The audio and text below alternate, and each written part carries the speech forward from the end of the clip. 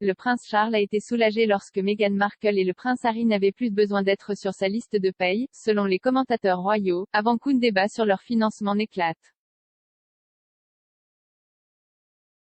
Le prince de Galles a été dans la ligne de mire ces derniers mois, car son fils Harry a critiqué à plusieurs reprises sa parentalité et le manque de soutien qu'il a apporté aux Sussex alors qu'il se débattait en tant que membre de la famille royale.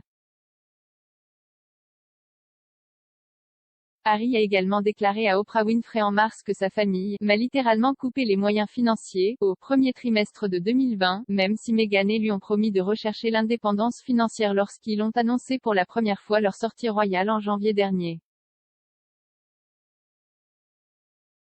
Cette critique a fait froncer les sourcils, d'autant plus que les comptes officiels de Charles de l'année dernière prouvent qu'il soutenait toujours les Sussex après leur départ du cabinet en mars.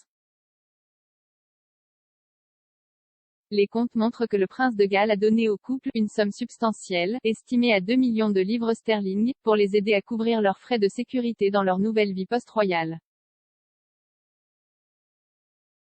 Cet argent provenait de son propre revenu privé, le duché de Cornouailles, bien que les documents montrent que Charles a cessé de les financer en juillet dernier. Lorsque l'accord lucratif de Meghan et Harry avec Netflix a été annoncé en septembre de l'année dernière, le couple a été félicité pour avoir trouvé son propre soutien financier si rapidement après avoir quitté le cabinet. La biographe royale Ingrid Seward a déclaré au Daily Mail, « J'imagine que le prince Charles sera soulagé car il sera désormais hors de sa masse salariale, et le public britannique sera soulagé car il peut rembourser ce qu'il doit maintenant sur Frogmore Cottage, donc c'est une victoire. Situation gagnante. » Le couple a utilisé l'argent de leur accord Netflix, d'une valeur estimée à 100 millions de dollars, 72 millions de livres sterling, pour rembourser les 2,4 millions de livres sterling d'argent des contribuables utilisés pour rénover leur maison de Windsor, Frogmore Cottage. Les Sussex auraient également payé une somme forfaitaire pour la location de la propriété, afin qu'ils puissent continuer à avoir une base au Royaume-Uni. Cependant, Harry a semblé rejeter le soutien financier qu'il avait reçu de son père lors de son entretien avec Oprah Winfrey, et a affirmé que lui et Meghan n'étaient en mesure de maintenir leur mode de vie que grâce à son héritage de la succession de la princesse Diana. Il a dit à Oprah, « J'ai ce que ma mère m'a laissé, et sans cela, nous n'aurions pas pu le faire. On pense que la princesse Diana a laissé à ses deux fils un domaine de 10 millions de livres sterling chacun. » Cependant, l'affirmation de Harry selon laquelle il dépendait de la succession de feu la princesse est surprenante, étant donné que Meghan et lui ont choisi d'acheter ensuite un manoir de 14,65 millions de dollars, 10 millions de livres sterling, à Montecito avec une hypothèque de 9,5 millions de dollars, 6,87 millions de livres sterling, des mois avant leur contrat Netflix.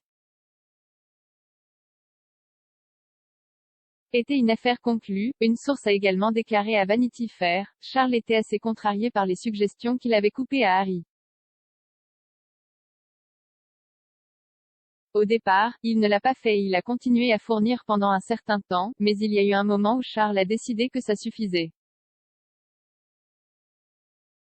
La banque de papa ne pouvait pas continuer à distribuer indéfiniment. Au cours du documentaire de Channel 5, Charles et Harry, Father and Son Divided, la commentatrice Emily Andrews a déclaré, « On nous dit que la raison pour laquelle Charles a cessé de prendre ses appels est que Harry continuait à demander plus d'argent. Charles n'est pas quelqu'un qui aime la confrontation si efficacement qu'il a juste arrêté de prendre ses appels.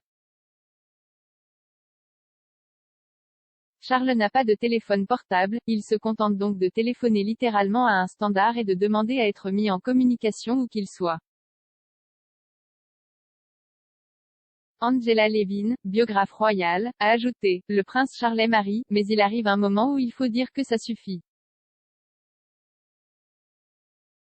La relation entre Harry et Charles serait désormais au plus bas, d'autant plus que le prince de Galles a choisi de passer du temps en Écosse lors de la visite du duc de Sussex au Royaume-Uni la semaine dernière. Ils auraient parlé brièvement en avril lorsqu'Harry est revenu à Windsor pour les funérailles du prince Philippe, mais leurs pourparlers de paix ont échoué.